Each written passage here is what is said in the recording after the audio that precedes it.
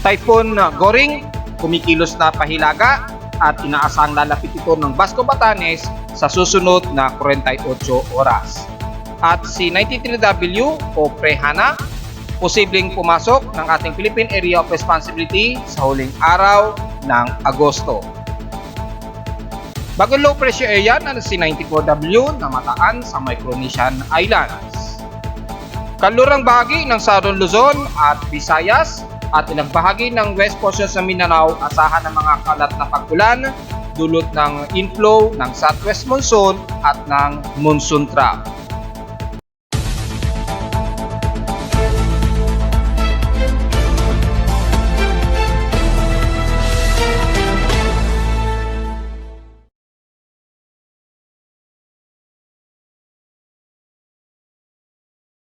Hello, good morning mga folks. Welcome po muli sa ating Daily Weather Bulletin at Analysis para sa araw ng Lunes, August 28, 2023. Ang oras natin boys from ngayong umaga ay alas 9:33 na ng umaga.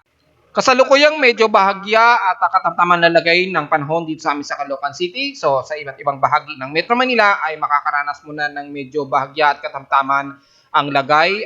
Pero inaasahan sa maghapon ang mga ulit na mga maulap na lagay ng panahon gaya kahapon at mga ilang pagbugso pa rin ng enhanced habagat sa atin, lalo na sa kalurang bahagi ng Luzon.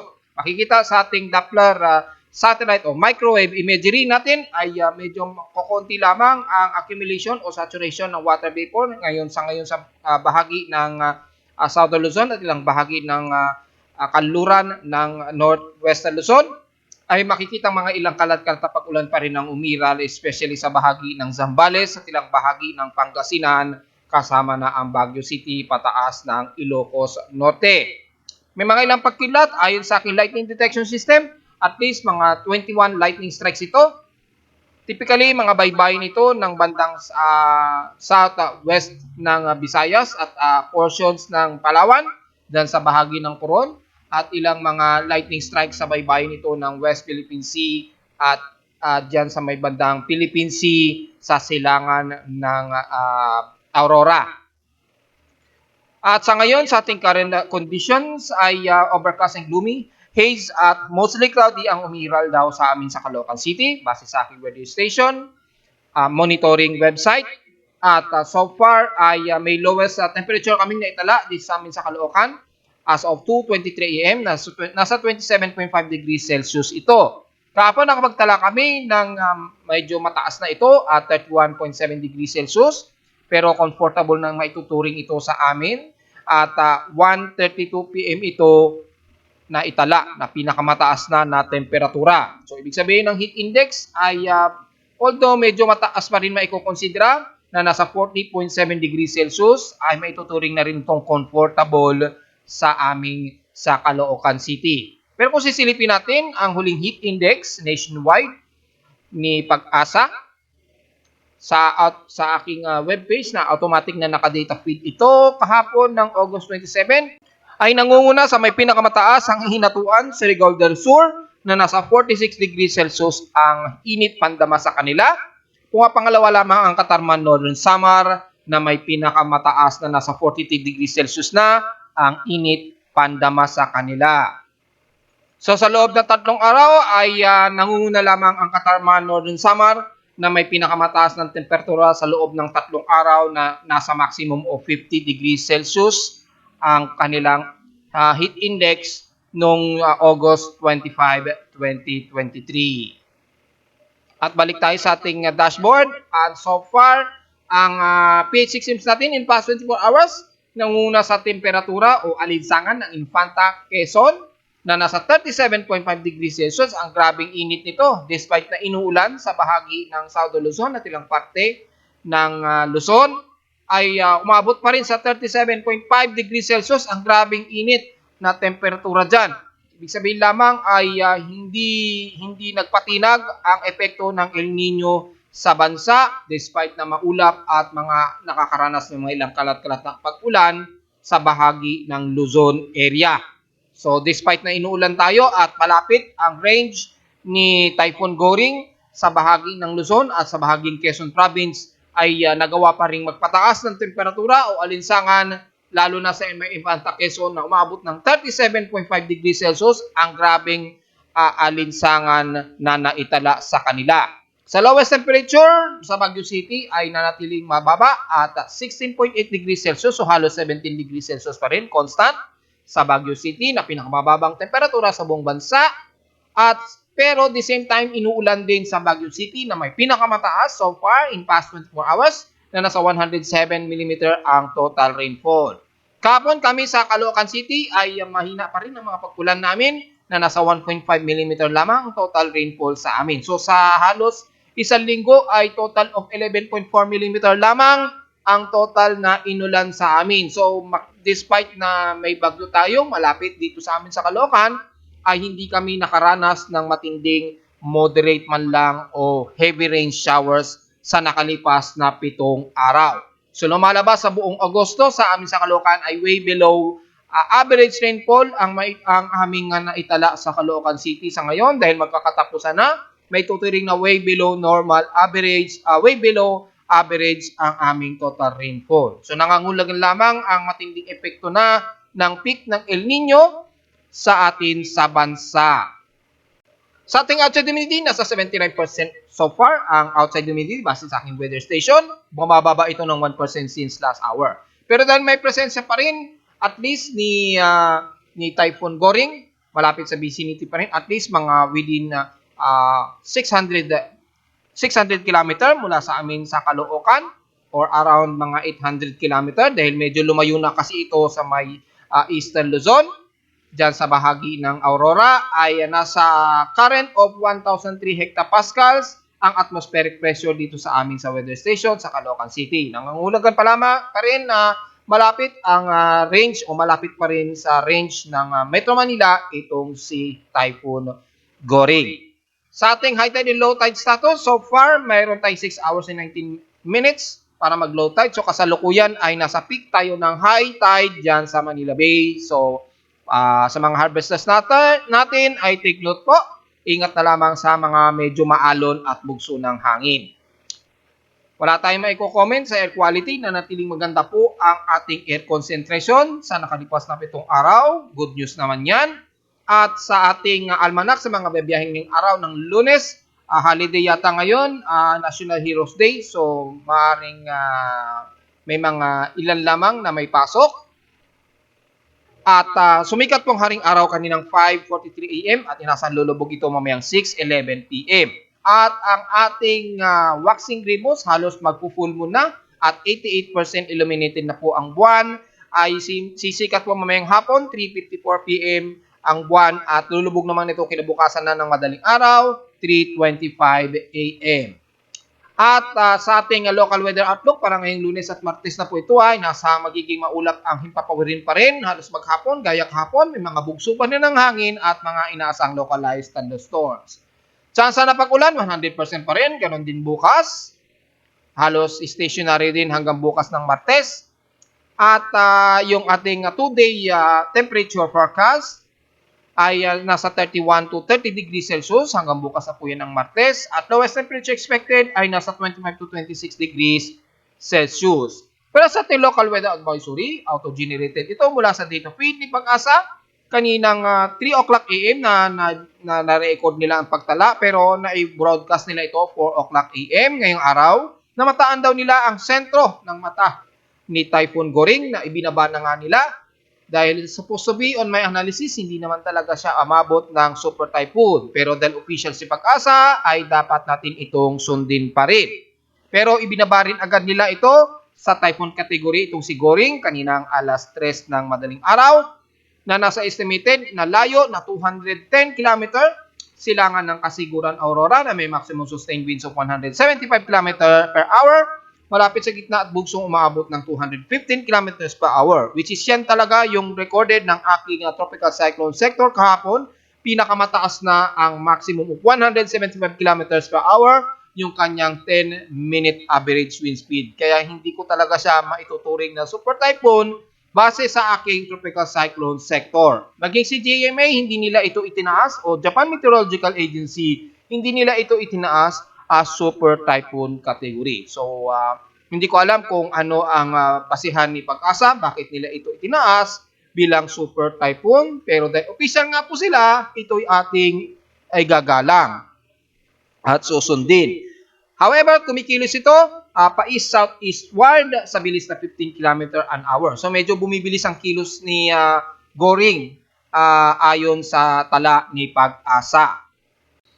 Diretso agad tayo sa ating ginagamit na satellite imagery mula sa infrared heavy rain potential ay yung portion ng southwest monsoon enhanced na nahahatak ng inflow ng monsoon trough ni Typhoon Goring ay nagpapaulan ngayon sa may kalurong bahagi ng Visayas kasama na ang bahagi ng Mimaropa at west portions ng Mindanao. Asahan po mga ilang moderate and heavy rain showers po ngayon na nakikita sa ating satellite imagery. Malawak po ito. So kung titingnan natin sa Imawari 8, ang mga lugar na inuulan ngayon dyan ay ang buong bahagi ng Occidental at Oriental Mindoro, sa Coron, Palawan, kasama ang El Nido, Taytay, San Vicente at Rojas, sa bahagi ng Mimaropa. Sa may west portions naman ng Visayas ay ang buong Panay Island halos, bahagi ng west portions ng Visayas, kasama na ang Iloilo City, San Jose de Manipista, buong San Joaquin at kasama na ang bahagi ng Calibo at Rojas City. Sa may Negros Region, kasama na ang Bacolod, Cadiz City, San Carlos, bago pababa ng Kamankalan, Sipalay, hanggang sa bahagi ng Bayawan sa Negros Occidental. So inaasahan din na madadamay ang Dumaguete, Siquijor at bahagi ng Cebu sa may Central Visayas sa ito. Kasama na ang bahagi ng Cebu City. So magdala ng pananggalang sa ulan at ingat sa biglaang pagbaha at pagbuho ng lupa na wag naman sana mangyari mga folks. At mula sa may bandang daan Bantayan, patagos na ito ng biliran sa may bahagi na ng Leyte, Biliran Island, papasok ng Ormoc, dyan sa may west portions nito, sa Palonpon, Isabel, Isla ng Poro, hanggang sa bahagi ng Maasin City ay makakaranas po kayo ng mostly cloudy at mga ilang kalat-kalat na pag-ulan na may ilang moderate and some heavy rain showers. Kabilang na ang bahagi ng Masbate at patungo sa may Eastern Visayas, ang bahagi ng Lawang, dyan sa bahagi ng Northern Samar, Allen, Katarman, sa West Portion, sa may bandang Calbayog City, Catbalogan City, San Policarpio sa may eastern part ng Samar, at pababa ng Basay. At sa bahagi ng Borongan City, pababa ng Salcedo at Gian Eastern Samar, magiging mostly cloudy po at mga ilang kalat-kalat na pag-ulan na may pagkilat at pagkulod ang iiral po, epekto ng monsoon trough pa rin na naghahalo sa embedded ng Southwest Monsoon Enhanced na hinahatak ni Typhoon Goring. So, ingat na lamang. Pero yung mga expected na marami kasi mga kababayan natin nagwo-worry sa enhanced sa bagat na magiging kagaya daw ni Egay. Sa ngayon ay hindi po aabot sa ganung senaryo o expected na aabot sa ganung kalala na kagaya ng nagagawa ni Bagyong Egay noong mga nakaraan. Yung typical lamang na Southwest Monsoon na mapag-ulan at most of heavy rains ang iiral lamang sa bahagi niyan ng bahagi ng Mimaropa at west portions ng Visayas. At sa bahagi naman ng Mindanao, dyan sa bahaging area ng buong Zamboanga Peninsula, magiging mostly cloudy po at mga kalat-kalat na pag-ulan po ang iiral dyan. Typically, mga moderate and some heavy rain showers din, lalo na sa bahagi ng Basilan at Hulusulu, ingat na lamang po. At sa bahagi ng Zamboanga del Norte, mula Dapitan hanggang Siraway, ay ingat po sa posibleng mga pagbaha kung sakali at mga biglaang malalakasang pag-ulan hanggang dyan sa bahagi ng Pagadian sa may Zamboanga del Sur. Ingat na lamang po mga folks. Kung sakaling mga biglaang buhos ng ulan, magiging dynamic po dahil po sa magdedepende ang daloy ng inflow ng Southwest Monsoon at ng monsoon trough na hinahatak nga po rito ni Bagyo o Typhoon Goring. Yung inflow kasi na napa-enhance na po yung habagat natin dyan sa bahagi niyan at medyo bumaba ang south quadrant ng inflow ng hangin na nahihigop mula kay Typhoon Goring. Kaya medyo mababa o mula sa may southwest ang inflow ng hangin na may kasamang mga tubig ulan. Kaya naapektuhan ngayon ang halos kanluran ng bahagi ng west portions ng Visayas at southern Luzon. At mapapansin sa bahagi ng Luzon at northeast at northwestern Luzon ay hindi masyado gaano na nakaapekto sa ngayon. At inasa nating bumaba sa tropical cyclone wind signal ang bahagi nito ng east portions ng Luzon dahil medyo lumayo na ang distansya nito si Typhoon Goring. Maaaring tropical cyclone wind signal number 1 na lamang ang inaasahang tropical wind signal sa area na to ng northeastern Luzon na magpapaulan pa rin sa ibang bahagi ng Tugigaraw, Kasiguran at Palanan Isabela, lalo na may mga asahan pa rin pagbugso at ilang gusty winds at mga ilang moderate and heavy rain showers. Hanggang dyan sa Santa Ana na po yan sa may Cagayan.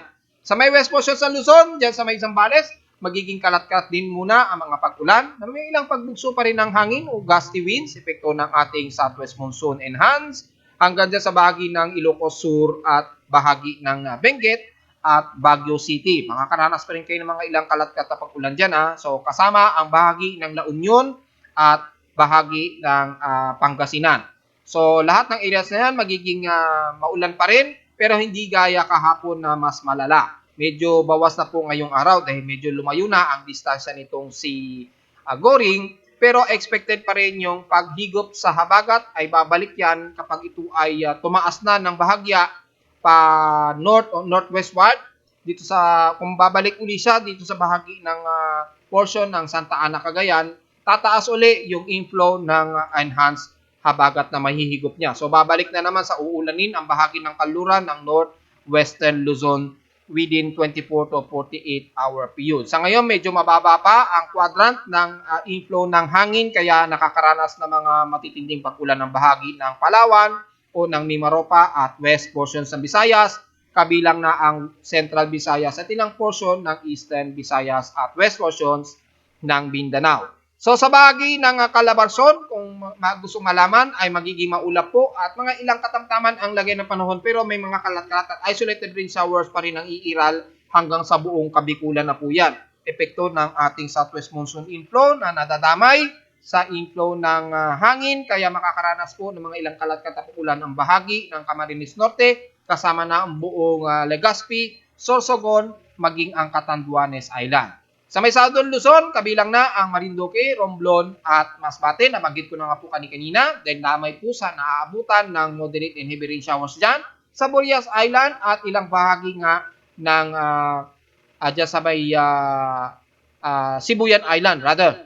At nabanggit ko na po ang bahagi ng eastern west portion sa Central Visayas kanina. So diretso agad tayo sa bahagi ng Mindanao, sa may Surigao del Norte ay magiging maulap po at mga kalat-kalat at isolated rain showers din ang iral epekto ng monsoon trap hanggang dyan sa bahagi ng Siargao, Butuan, Agusan del Norte man yan hanggang Agusan del Sur magiging maulap po at mga kalat-kalat na pag-ulan na may pagkidlat at pagkulog ang iiral lalo na sa hapon at sa gabi.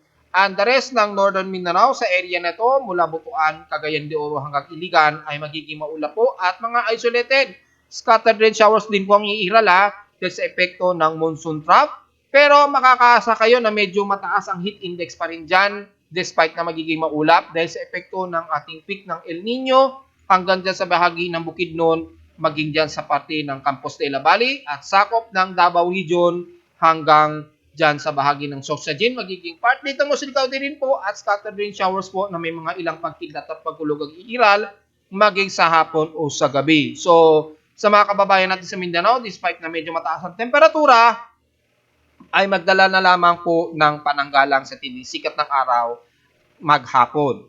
So, ingat na lamang mga folks. Dahil maging kahit sa may Quezon Province, despite na inuulan kami kahapon, kasama ang Southern Luzon ay nakapagtala ng pinakamataas ng temperatura ang bandang Infanta Quezon na umabot ng 37.5 degrees Celsius ang alinsangan. And the rest ng Southern Luzon kasama na ang Metro Manila at Central Luzon makakaranas pa rin despite na medyo sumisikat ang araw ay magiging part dito muslikawdi ang mas madalas na maghapon lalo na kasama ang Metro Manila at Central Luzon. Isolated at scattered rain showers din ang iral kasama ang Metro Manila po at ilang bahagi ng Calabarzon, diretso na yan hanggang Bicol Region. Halos maghapon din magiging dynamic dahil sa epekto ng southwest monsoon inflow na nahahatak mula kay Typhoon Goring. So magdala na lamang ng mga pananggalang sa ulan despite na may mga pagsikat ng araw. Mag-ingat na lamang at at least mas safe na rin na magdala ng pananggalang sa ulan at sikat ng araw just in case maghapon. At dahil sa mga tuloy-tuloy na pag-ulan, nakataas pa rin ang general red flood warning ang bahagi ng Northern Luzon kasama na ang bahagi ng La Union hanggang Pangasinan po yan at Zambales. constant na nakataas pa rin dyan at sa may buong Mimaropa ay nakataas pa rin po sa general red flood warning. So take note yan mga folks, ingat po sa mga pagbaha, kabilang na ang bahagi ng Batangas at dyan sa papasok po ng Cavite. At medyo naka-pinpoint po sa Metro Manila daw ang medyo babahin. Pero kasalukuyan, medyo negative po na inuulan kami sa bahagi ng Caloocan area. Well, siguro sa bandang Pasay City siguro o Paranaque, nakakaranas siguro sila ng mga pag-ulan dyan. Sa west portion ng Visayas, makataas din ang bahagi ng Iloilo at lalo na sa may katimugang bahagi ng Panay Island, lalo na dyan sa may bandang Antique, Guimaras, Iloilo ay nakataas po sa very high general flood warning ang bahagi ng yan. So ingat mga folks at kung maaari mag-evacuate kung sakaling mataas na po ang katubigan sa area na yan, kabilang na ang bahagi ng Bacolod City, pababa ng bandang Sipalay, San Negros Oriental area. So kung maaari mag-evacuate na lamang sa mga mabababa at mga binabahang areas na po sa probinsya na yan. At sa Bicol Region, nakataas din daw ang bahagi ng buong Bicol Region halos mula sa may Dayet Camarines Norte hanggang Naga at buong Iriga City at buong bahagi ng Legazpi at Sorsogon, kabilang na ang Masbate ay nakataas daw sa babahain according sa data feed ni Pag-asa. Sa mga areas na yan, bawal po muna at ingat sa mga babahain mga po. At sa ating warning na natiling mataas pa rin ang alon sa baybayin ng Northeastern Luzon hanggang dyan sa may bandang off coast ng Bicol Region. Nakataas pa rin hanggang 2.5 meters ang taas ng alon. So sa malilit na tinglang sasakyang bandagat ay bawal po munang lumayag. Sa kanluran naman, dyan sa bahagi ng Palawan, medyo bawal po muna. Nasa 1.25 meters po ang taas ng alon. So medyo bawal pa rin lumayag ang ating maliit na sasakyang bandagat dyan sa may West Philippine Sea dahil mataas po ang pag-alon. Epekto na rin yan ng pagbugso o pag-iral ng malakas na habagat natin dahil nga po sa nahahatak ni Typhoon Goring. So sa loob ng 24 oras o 48-hour period ay medyo bawal po muna ang maliliit natin sasakyang pandagat lumayag sa mga areas na ito na aking binanggit. Dako agad tayo sa ating computer-generated tropical cyclone sector monitoring sa aking webpage. Ay makikita po na halos 4 na po ang ating binamatayan na West Pacific tropical cyclone at low pressure area na namataan natin ngayong araw. At itong huli ay bagong low pressure area na namataan natin dito sa may bandang Eastern Mindanao sa labas ng PAR sa may bahagi ng Micronesian Islands. Well, mga mahigit 3,000 km pa naman ang layo nito. So maliit pa ang tsansa nito na mag-iisang ganap na bagyo sa ngayon. Pero obserba natin within 55-hour period for possible further development ni 94W. Dahil 2 days ago, nabalita ko na nga po sa inyo na namataan natin to sa ating tropical cyclone assessment monitoring na may bago kasing mabubuo na isang low pressure area na posibleng maging invest nga. At ito nga itinaas na as 94W. Despite na may mga binabantayan tayong kasunod ni Goring na si Hana o Pre-Hana, sa ngayon nasa tropical depression ito and as of 9:45 AM, ang kanyang central air pressure na ngayon nito ay nasa 1,002 hectopascals o 1,002.58 hectopascals na may 1 minute average wind speed na 37 km per hour at bugsong umaabot ng 46 km per hour. Kumikilos ito pa northwestward o pa kanluran halos ang kilos niya sa bilis na 12 km an hour. Samantala, si Typhoon Goring na ibinabarin kaagad ni Pag-asa sa category of typhoon category kaninang madaling araw ayon sa kanila. Pero dito sa akin tropical cyclone sector ay natili talaga siyang typhoon category since kahapon.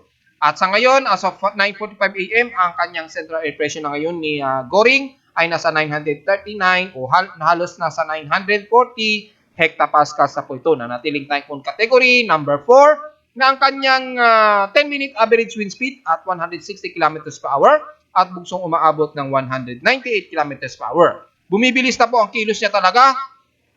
Pahilaga o pa-northward muna ang kilos niya kasalukuyan sa bilis na 18 km an hour. So baka umikli ang tsansa niyang lumipit sa bahagi ng dyan sa may bandang Basco, Batanes. Pero ayon sa aking analysis, mga within 48 hour ito o sa susunod na 48 hours, ito lalapit ng Basco, Batanes. Kung bumilis man ang tuluyan ang pagkilos nitong si Goring, ay maaring within 24 to 30 hour ay makakalapit na ito ng Basco, Batanes.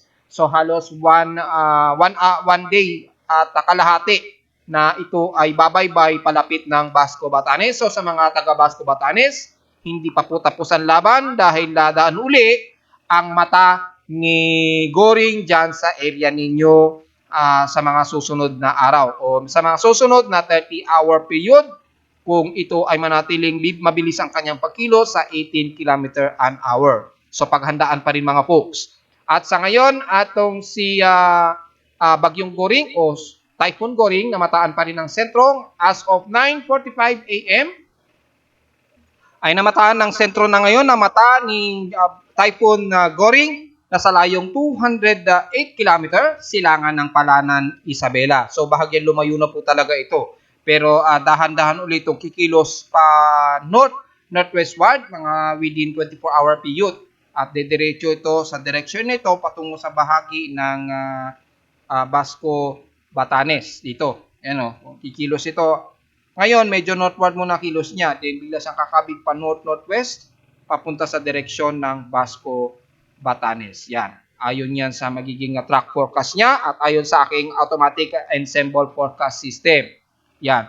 However, kung titingnan natin sa ating automated ensemble forecast system na gawa ng inyong lingkod, at kung titingnan sa aking automatic global ensemble forecast system, ay makikita po yung kilos ni Bagyong Goring ay medyo bumaba nga since kahapon nga po yung track niya. Nung kahapon ay una dapat kikilos ito patungo sa may Eastern Taiwan. Dahil medyo bumaba yung track niya ay kikilos ngayon ito pa southern part ng Taiwan. Pero una munang dadaanan nito ang Basco, Batanes. Yan, diyan siya tatagos.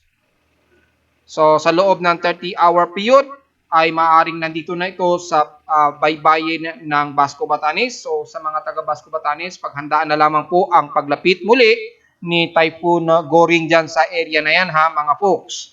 At inaasahan nga po o approximate na ma-exit ito ng PAR ng Philippine Area of Responsibility kung hindi ba magbabago uli yung kanyang projection track ni Goring ay inaasahan itong lalabas ng ating PAR by August 30 o 31, 2023. Yan yung approximate time niya base sa kanyang time legend na nasa around 76-hour period o within 72 to 76-hour period base dito sa kanyang track. Okay, no?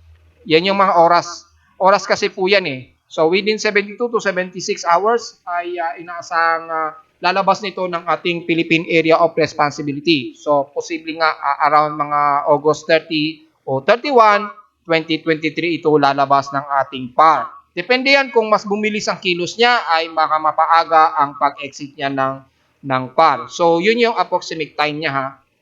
Samantala itong si Tropical Depression 90TW o PREHANA dahil pinapakita dito ay papasok ito ng ating Philippine Area of Responsibility. Sa ngayon ay nasa bandang northern pa lang ito ng Mariana Islands at nasa layo itong 2,218 km silangan ito ng Gonzaga sa may Cagayan sa northeastern Luzon. Sa labas pa rin ito ng ating Philippine Area of Responsibility. And approximate nga ito papasok ng ating Philippine Area of Responsibility by August 30 o 30, 2023. Ang approximate na makakapasok ito ng ating Philippine Area of Responsibility kung hindi magbabago ang forecast track nito. At inaasang lalabas ito ng ating Philippine Area of Responsibility by September 1 or 2, 2023 ang approximate time nito o sa loob ng 114-hour period o pagitan. So kung hindi magbabago ang kilos nitong si PREHANA ay sa loob nga ng 114 hour or by September 1 or 2, 2023 ito inaasang lalabas ang ating Philippine Area of Responsibility. So halos mga isa o hanggang 2 araw mamamalagi ito sa loob ng ating Philippine Area of Responsibility. At habang ito ay papasok na ating Philippine Area of Responsibility, kung sisilipin natin sa kanyang average mean, at kung titingnan natin sa kanyang average mean ensemble ay may maliit na tsansang umabot ito ng severe tropical storm or typhoon category. So may maliit na tsansa. Pagpasok nito ng ating o halos malapit pumasok ng ating PAR ay may maliit na tsansang umabot ito ng severe tropical storm. Pero sa aking analysis, sa ngayon hanggang severe tropical storm pa lamang ang nakikita ko rito. Pero may posible pang umabot ito ng typhoon category bago pumasok ng ating PAR. So titingnan na natin dahil sa kanyang atmospheric pressure na sa pinakamababa o pa 993 to 996. Yan. Pinaka-lowest ang 902 hectopascals ang lowest atmospheric niya. Paglapit niya dito sa pinaka-border ng ating Philippine Area of Responsibility. Nangangulugan lamang na posibleng nga ito umabot ng severe tropical storm to typhoon category ayon dito sa forecast ng GEPS ng ECMWF average mean na makikita natin dito. Yung kanyang atmospheric pressure, pinakamababa na kasi yun. So, nasa around severe tropical storm to typhoon category ang inaasahang aabutan ng lakas nitong si Prehana kung sakali. Pero sa ngayon ay obserbahan pa rin natin for further development itong si Hana dahil nasa karagatan pa ito. So, maaring mas lumakas pa ito sa mga susunod na araw. So, palagi natin tututukan nito dahil oras na nasa loob ng ating PAR ito, makaka-apekto pa rin ito sa paghila sa ating habagat na magpapaulan muli sa bahagi ng kalurang bahagi ng bansa, especially sa may west portions ng Visayas at southern Luzon area. At habang bumabaybay ito palabas ng PAR, ay inaasang tataas din ang portion ng ating southwest monsoon na mapapa-enhance na naman itong si Prehana sa mga susunod na araw. So panatilihin natin ting tututukan mga folks. At kung pagbabasin natin ang global spectral model na ating ginagamit, makikita nga ito kay kilos pa west-northwestward at inaasang papasok ito ng ating PAR. At kung pagbabasin natin dito sa global spectral model, ay base rito ay inaasahan nga papasok ito by August 30, 2023. So halos huling araw ng Agosto nga ito papasok ng ating PAR according dito sa global spectral model at ganun din sa lumalabas ng aking automated global ensemble forecast. At inaasahan naman itong lalabas ng PAR by approximate September 1 o September 2, 2023. Ayan ang pinapakita rito. Pero base rito ay hindi pa significant na nag-i-intensify yung sirkulasyon na hangin itong si Prehana. Base dito sa global spectral model. At kung pagbabasahin natin yung mean sea level pressure, ay makikita po natin na nag-enhance naman siya into tropical storm hanggang severe tropical storm at may maliit na chance nga itong maging isang typhoon category. At base naman dito sa global spectral model, bago ito umeksik ng PAR ay may maliit pa na chance na umabot pa sa typhoon category. However, base nga po sa aking analysis, naglalaro lamang sa severe tropical storm ang sa ngayon ang aking nakikitang obserbasyon na paglakas nitong si Prehana kung sakali. So, magbago man yan at mas lumakas man yan into typhoon category, ay aasahan natin yan bago ito umexit by September 1 o September 2, 2023. So, panatinin natin yung oobserbahan mga folks. At kung pagbabasahin naman natin ang mga computer models, ay ganun din ang ipinapakita na ngayon na significant nakikilos ito at papasok na ating PAR nitong huling araw ng Agosto. Ayan, at papasok nga ito ng PAR at matatawag natin sa local name na Hana. At manandalian lang ito mamalagi ng halos 1 o 2 araw at lalabas din agad ito ng PAR by September 1. Approximate po yan. Makikita naman sa ECMWF, ganun din ang significant na kilos nitong si Prehana. So mataas na ang chance na talaga ito ipapasok ng ating Philippine Area of Responsibility. However, ito si 94W, medyo hindi pa masyado klaro ang kanyang development o organized development. Hindi pa masyado pulido sa ngayon. Pero kay NAVGEM ay medyo lalakas ito at mukhang may significant pa ata ito na ma-absorb ni Prehana or maaaring kikilos ito pahilaga. So medyo erratic pa po yung forecast kay 94W kaya oobserbahan natin ito maigi. Pero sa ngayon ay nakikilos pa north-northwest itong si 94W. At wala sa ngayon pinapakita na ito ay papasok o lalapit man lang ng ating Philippine Area of Responsibility. Pero dahil malayo pa ito, nasa Marshall Islands o sa Caroline Islands, ay posible pang magbago ang forecast track nito. Dahil meron tayong high pressure area dito sa bahagi ng Eastern Japan na posibleng magpakabig kay 94W pakanluran. So, panatili natin itong babantayan maging si Pre-Hana kung sakali. And so far sa ating West Pacific Basin, ating binabatayan, maliban kay 94W, ay meron isang bagong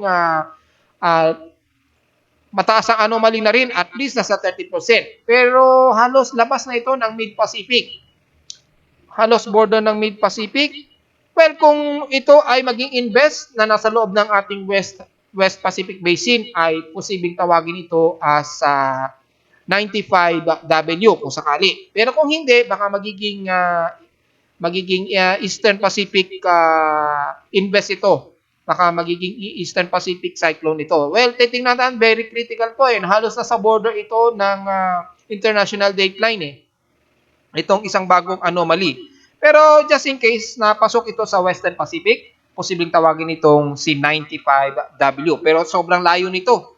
Kaya hindi natin masyado tututukan ito dahil napakalayo na nito. Baka mag North Pacific ito kikilos dahil masyadong malakas po ang vertical wind shear niyan pahilaga. Pero just in case mag-i-invest, ay tatawagan ito bilang invest 95W kasunod ni 94W. Well, tingnan na lamang na natin kung sakali, mga folks. Maliban dyan, wala tayong namamataan na iba pang posibleng mabuo sa loob ng ating PAR o sa labas ng ating Philippine Area of Responsibility maliban kay Pre-Hana. So, yun lamang ating observation, mga folks.